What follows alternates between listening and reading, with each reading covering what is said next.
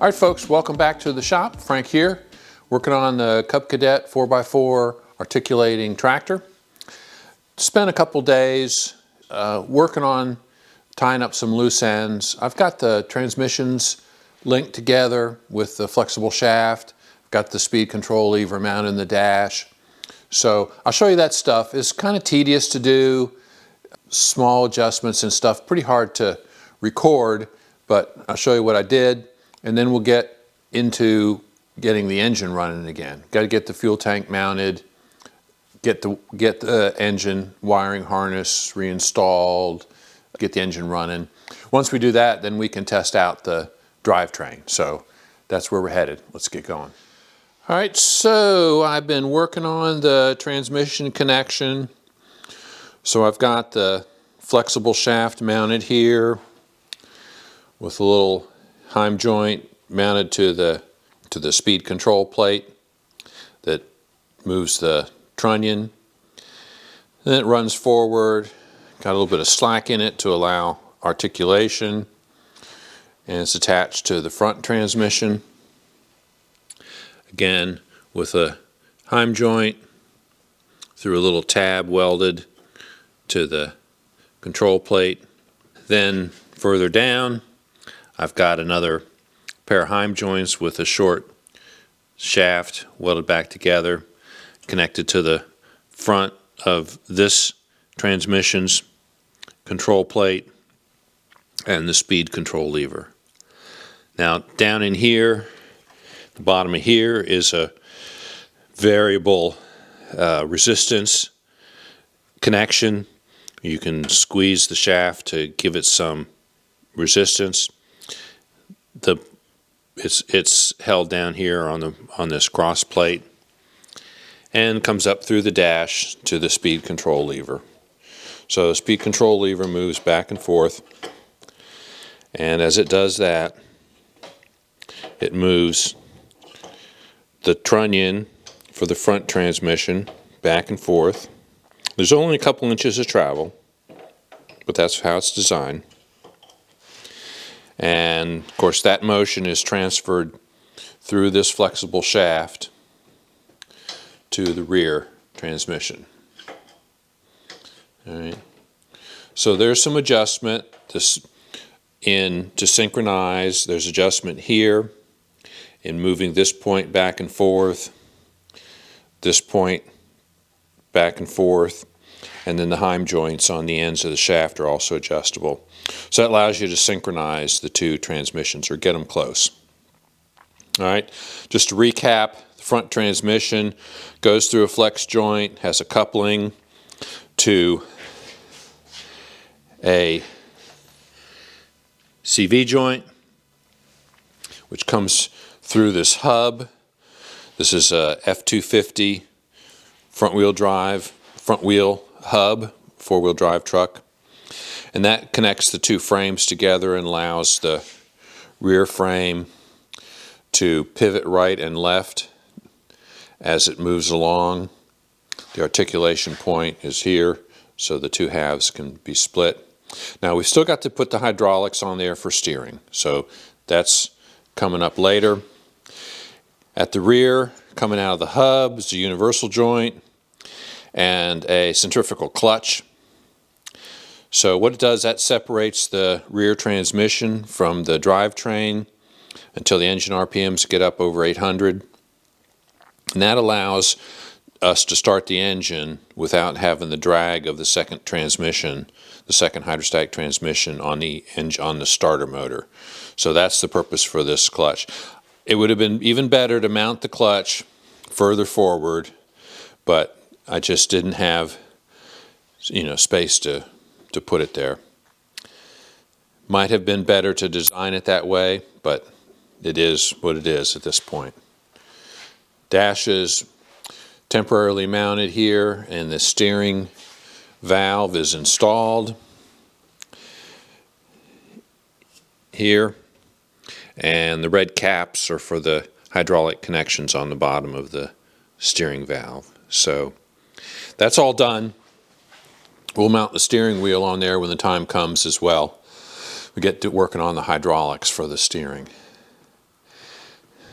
All right, next thing to do is get this engine running. It shouldn't take much. Fuel tank, we'll jumper some wires, make sure we've got, probably put the muffler on, and ultimately get the hood mounted on as well. So that's where we're headed.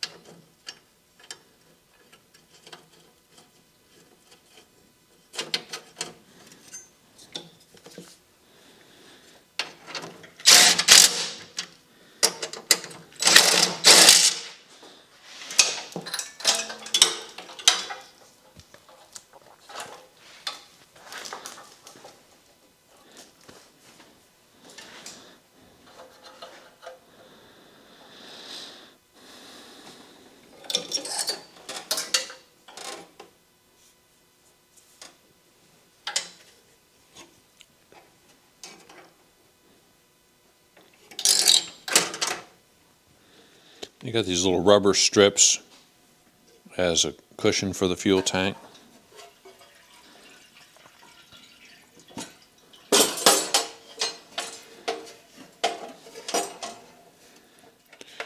All right, this is not going to be a permanent installation. This is just to mount it so we can run the engine, ultimately be removed and cleaned up and repainted. So we still have that to do. All right, so clearly the choke and throttle cables are coming from the wrong direction. They're not really long enough. All right, I've been working for the past hour or so, and I've replaced the throttle cable and the choke cable because they were too short since we've turned the engine around. So what I've got now is the choke cable here running down underneath the frame here, comes up to right here, so it operates the choke. All right, and then the throttle cable, I took the original throttle handle. The cable came on a different handle. I think I bought this at Napa. I had it, you know, on the shelf here or in the box. So I decided to just take the cable off this since it's much longer than the cable that was on the other one, and continue to use the OEM control. It was an easy swap, and that cable also runs down between the engine and the frame, makes a loop, gets clipped right here, and comes to the throttle linkage. So it operates the throttle linkage appropriately. So, and this position is adjustable too, so if I need to either trim some coils off the sleeve or move it right or left on this little clip, it's easy enough to do. But we'll leave it where it is right now. I think it's in a reasonable position. Now that I've got that, I'm going to see about fitting the muffler on here, so let's see about doing that.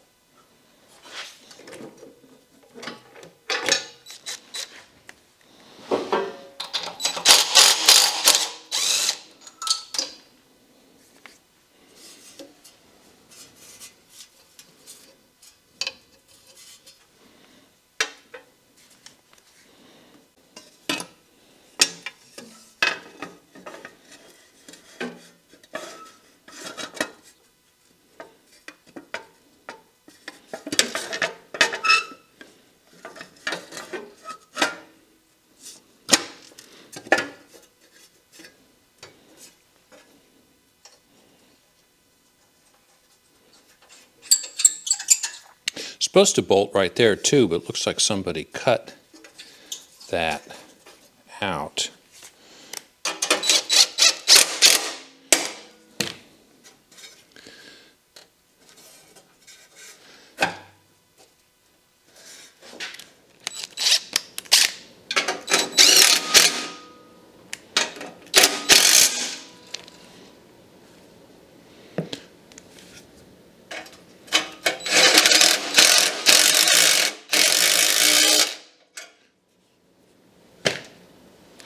All right, so in normal installation, this is on the front of the other side of the engine, or this is facing front, not back. So we'll have to see if we're going to have interference here with the fuel tank petcock.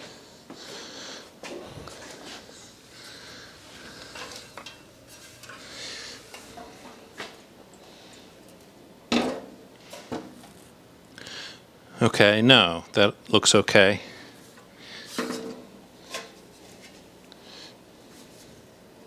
Now all this is, recognize, all this is temporary. This will all get disassembled so we can clean and paint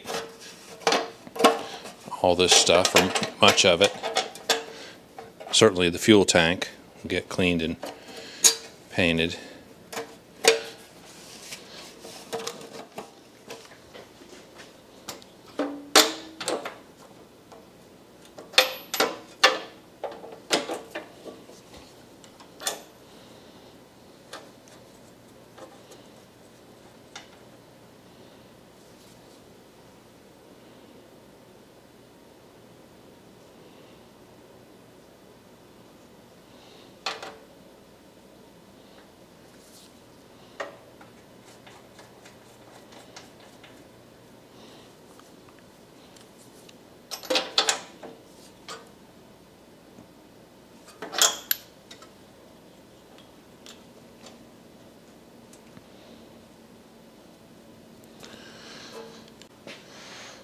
All right, I think all we have left to do is add some more gas.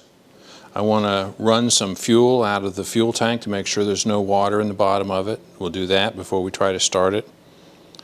And then hook up the battery and jump it. So this is one of the reasons I picked such a large hub here. It's because I wanted to support the whole rear of the tractor.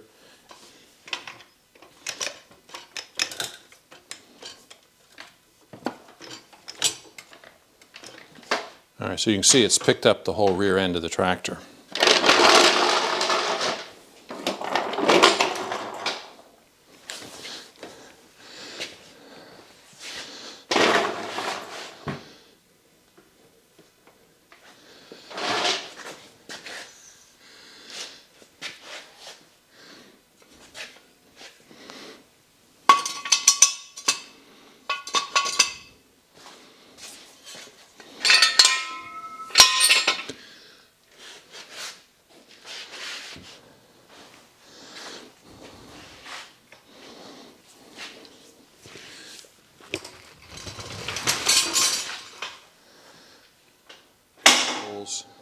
I've got a battery rigged up here on the other side of the tractor, on the floor, and I basically can start and run the tractor, I believe,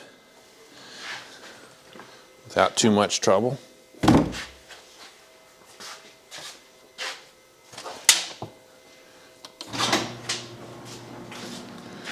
Open the pod bay doors, HAL.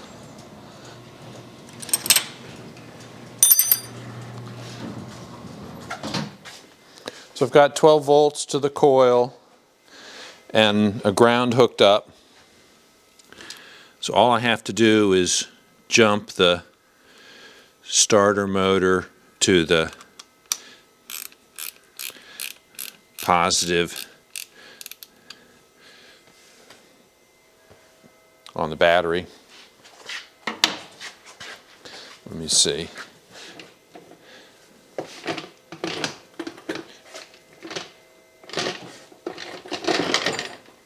Ew.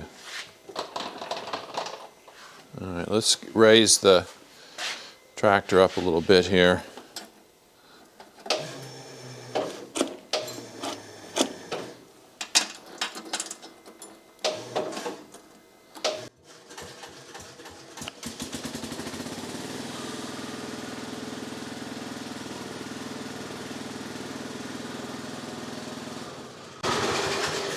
Just using the forklift to do that, making sure all the tires spin freely here. Got the rear end jacked up. Took me a better part of a day to get the hydrostatic linkage set up. All right, let's open the fuel.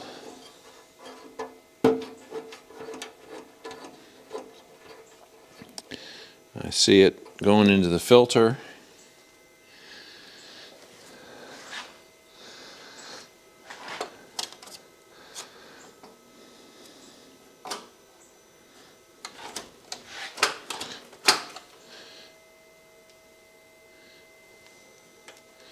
All right, choke it.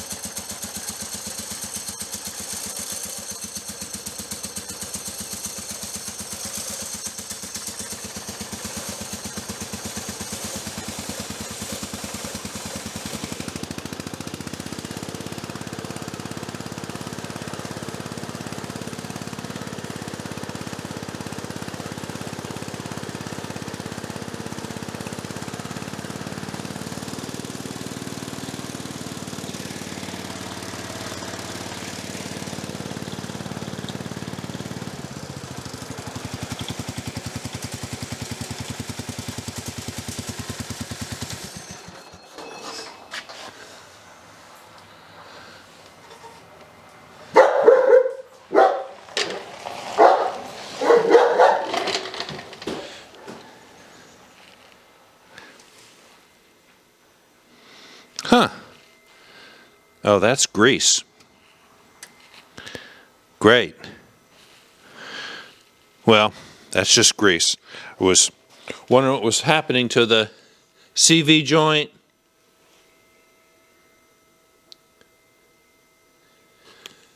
Concerned. I was initially concerned that the boot was coming apart, but it's just throwing grease. Let me get a rag.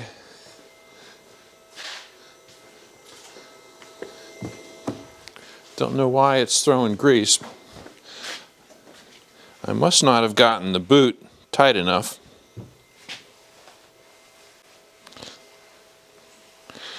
That makes a big mess.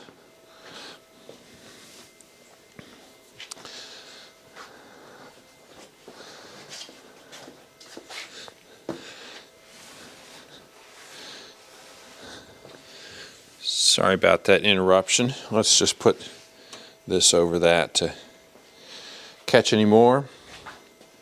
Let me hook the coil back up again. It started right up though, didn't it?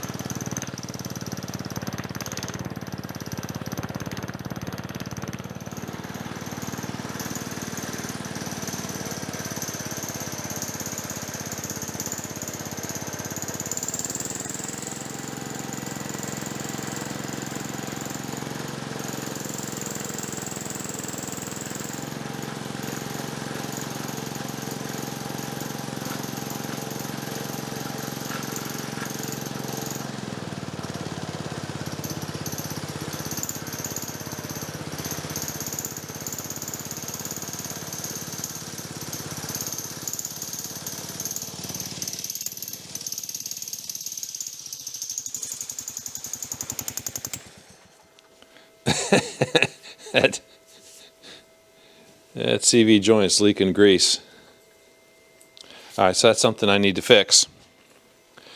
But it looks like it's working. The axles are not synchronized. We need to work on that. But the clutch was working. It's increased the speed. The clutch picked up the rear axle, hooking up the coil again.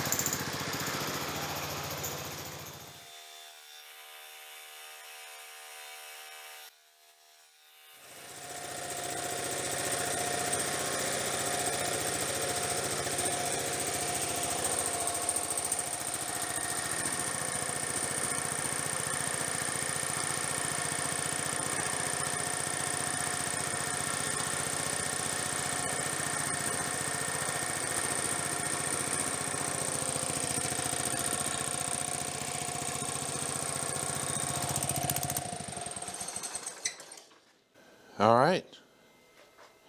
It's got it pretty well synchronized, I think. I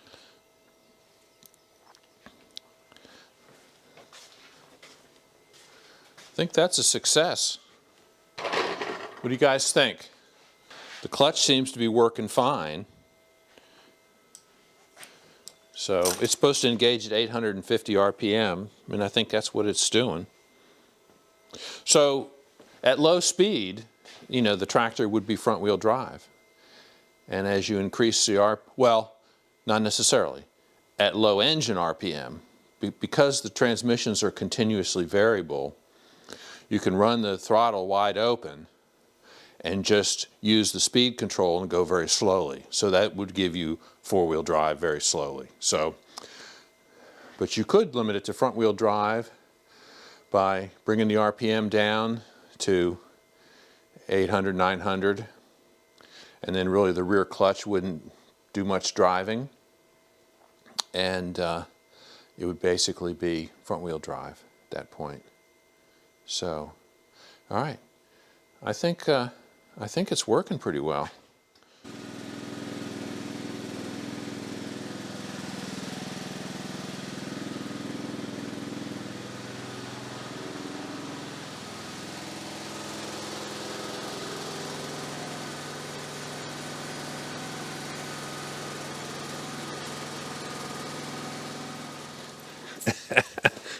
What you guys doing?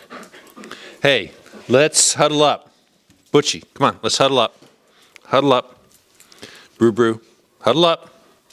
Come on, huddle up. Sit. Sit, Butchie, sit. Butchie, sit. He doesn't want to sit. I think he's getting less and less anxious to sit. I think his age is just beginning to show. They're 9 years old now, or they will be in a couple of months. And he's obviously a little heavier. Oh, there he goes. He's a little heavier than Brew Brew. Has a little less energy. This is his favorite thing he hates, is be pulling tufts of hair. They're going to start shedding now. What is it? It is April 9. So weather's turned cold this week. It was actually, we planted tomatoes a week ago. It was 80 degrees. It was 31 degrees here this morning. I had to put buckets over a dozen tomato plants, keep them from getting hurt last night. Yeah. Yeah, a couple of good doggies. All right, folks, that's going to wrap up this episode. A lot of work I did this week was not recorded because it was so tedious and in some cases pretty difficult to record. But got the tractor running. A lot of this is temporary. Obviously, the gas tank's coming off. There's more work needs to be done in the dash. Just for the engine, I need to hook up the starter relay and find a place for the battery, which I have to figure out where that's going to go. So a lot of stuff to do electrically, including the voltage regulator. So that all needs to be sorted out. But that's down the road, as is painting. Next point, next objective is steering. So I'd like to get the hydraulic cylinder or cylinders mounted here at the articulation point and get that working. So that's where we're headed probably next week. We'll see you then.